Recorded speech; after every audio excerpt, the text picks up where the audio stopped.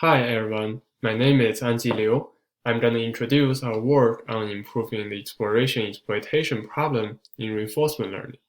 The title is Off-Policy Deep Reinforcement Learning with Analogous Disentangled Exploration. This is a joint work with Yitao Liang and his honor group from Star AI Lab in the CS department of UCLA. Reinforcement learning algorithms are becoming increasingly popular because of their unprecedented success in various tasks such as video games, autonomous driving, and Go. Since RL is often used for solving tasks with complex and unknown dynamics, it requires a repetitive trial and error learning process. This raises a crucial problem of balancing the exploration-exploitation trade-off. For example, when playing video games, we shall explore new strategies to potentially earn higher scores, but we also need to constantly play with our current best policy. This trade-off will be formally introduced. We introduce some background to formalize reinforcement learning. Specifically, an RL environment can be regarded as a Markov decision process. At each time step t, the agent receives a state st. After taking an action AT, the environment transits to the next state as t plus 1 and emits a reward RT. A policy determines which action to take given a state. The value function measures the discounted long-term reward obtained following some policy pi. For example, Q of SA is the expected long-term reward starting from state S and action A and follows policy pi afterwards. The goal of RL is to find a policy that maximizes the expected long-term reward, starting at some initial state distribution. One crucial problem in reinforcement learning is the exploration-exploitation trade-off. In the learning process of RL, we need to experience new states that might provide higher rewards and potentially leads us to better policies. This is regarded as exploration. On the other hand, we need to make best use of existing knowledge to behave optimally. This is called exploitation. The central problem here is the seemingly contradictory requirements on the policy given by exploration and exploitation.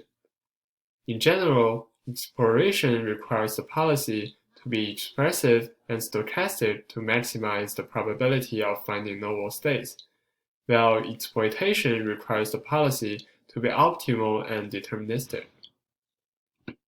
This contradiction calls for the need of two policies to satisfy the two objectives respectively. We call the policy used for exploration the target policy, and the goal of behavior policy is to explore novel states. We want to leverage the flexibility of explicitly designed two policies to better balance the exploration-exploitation trade-off. To achieve this, we propose analogous disentangled actor-critic. It restricts the disentangled behavior policy through policy co-training and restricts the value update through critic bounding. It will be introduced in detail later. Different from our method, to combat the exploration-exploitation dilemma, existing approaches focus on coming up with clever design using one policy.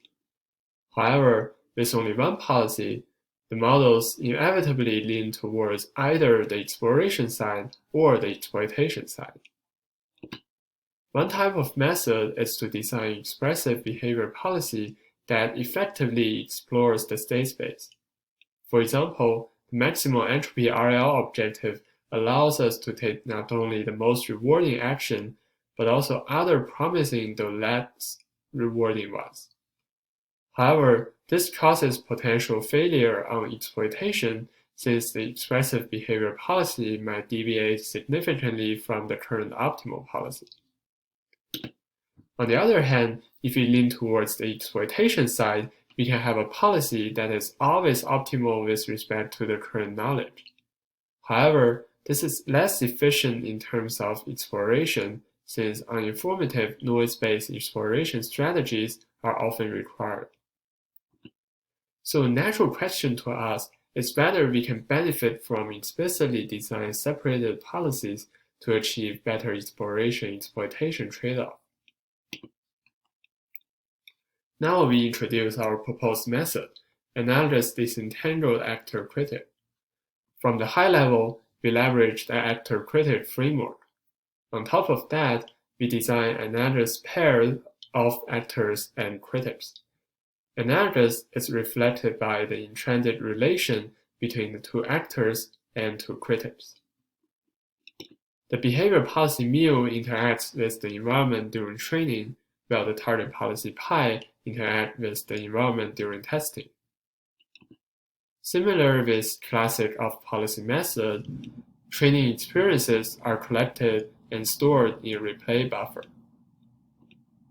Samples are drawn from the replay buffer to train the critics, where we propose critic bounding to incorporate intrinsic reward in a principled manner.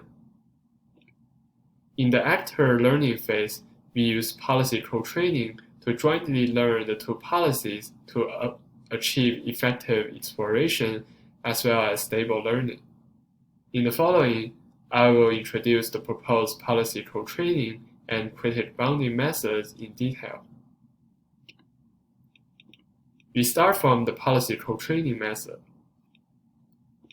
Improving the expressiveness of the behavior policy will lead to better efficiency of exploration, which benefits the learning process.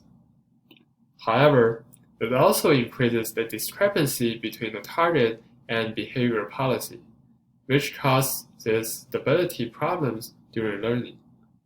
Concretely, the large differences between the state marginal distribution with respect to the two policies will make the gradient-based learning process of the actors unstable. So this motivates us to obtain expressiveness while stable and optimal behavior policy. Our policy co-training approach is largely motivated by a key relation between classic policy optimization and the maximum entropy policy optimization objective. Informally, the gradient to optimize the maximal entropy objective can be viewed as the deterministic policy gradient used for classic policy optimization plus an entropy regularization term. Therefore, we propose to jointly learn the two policies in a shared neural network. Specifically, besides state S, the policy network takes C as an additional input. By selecting different values for the additional input C, we obtain both the target policy and the behavior policy with the same neural network. Note that this is a high-level and intuitive description of policy co-training, so please refer to our paper for details if you are interested. Policy co-training increases the effectiveness of the behavior policy by first reducing the distance between it and the target policy, stabilizing the learning process while also allowing expressive behavior policy for efficient exploration. Critic bounding aims to incorporate intrinsic reward in a principled manner to avoid its problems. Specifically, although intrinsic reward allows guided and efficient exploration, it alters the environment-defined objective since the learning algorithm cannot distinguish between the environment reward and the intrinsic reward. Therefore, intrinsic reward often need careful tuning and is often only useful in certain sparse reward tasks. To avoid this problem, we hope to design an algorithm that let intrinsic reward to only affect the behavior policy. We explicitly maintain two critics. The first one is the standard value function used in RL algorithms. In our method, it is used to improve the target policy. The second value function is with respect to the target policy and the enhanced reward, which consists of the environment-defined reward plus the intrinsic reward. This is used to improve the behavior policy. Intuitively, we can see that the intrinsic reward will only affect the behavior policy, but not the target policy. We provide theoretical justification to show that the critic bounding approach can guarantee bounded training stability as well as training effectiveness. We summarize the advantages provided by ADAC. First, the policy co-training approach binds the target policy and the behavior policy to reduce the distance between two policies and stabilize the training process. Simultaneously, it allows the behavior policy to be expressive enough to explore effectively. Critic bounding not only allows incorporating intrinsic reward for effective exploration, but it also has no affection on the optimality of the target policy. We use 3 experiments to analyze and illustrate the proposed method ADAC. We start from analyzing the analogous disentangled behavior policy. We focus on the effectiveness of our behavior policy and the stability of the learning process. We use a modified card pull environment to increase the difficulty of exploration. In addition to the learning curves, we snapshot the behavior policies and target policy at different training stages, as shown by the blue curves and red dots. We show the following key results. For the behavior policy, we can see that it has large coverage at the initial learning stages. This allows it to act curiously and explores extensively. Then, after obtaining preliminary knowledge of the environment, the behavior policy focuses on potentially rewarding actions. And finally, the behavior policy covers narrowly near the optimal action. For the target policy, we can see that it remains optimal with respect to the current knowledge at all stages. Finally, as shown in the middle plot, we can see that policy co-training significantly lowers the bias between target policy and behavior policy. Next, without incorporating intrinsic reward, we compare with a suite of state-of-the-art algorithms. In general, ADAC outperforms this method in 10 out of 14 benchmark environments. Additionally, we use 2 base models, DDPG and TD3, to build ADAC and show that ADAC consistently outperforms its base model, and it also retains the benefits of improvements developed by the base model.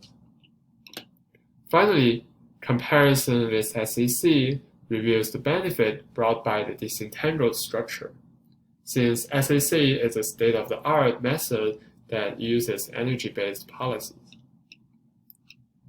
We demonstrate why intrinsic rewards sometimes harm RL algorithms. As shown by the learning curves of a modified pendulum task, intrinsic reward keeps growing while the environment-defined reward stays the same. However, the algorithm cannot distinguish between 2 types of rewards and think it was learning well. We show that ADAC outperformed baseline methods on challenging sparse reward tasks while using intrinsic reward. Thank you for listening to the talk. Also, this project is open sourced, so if you are interested, please check out our GitHub repo. And thank you.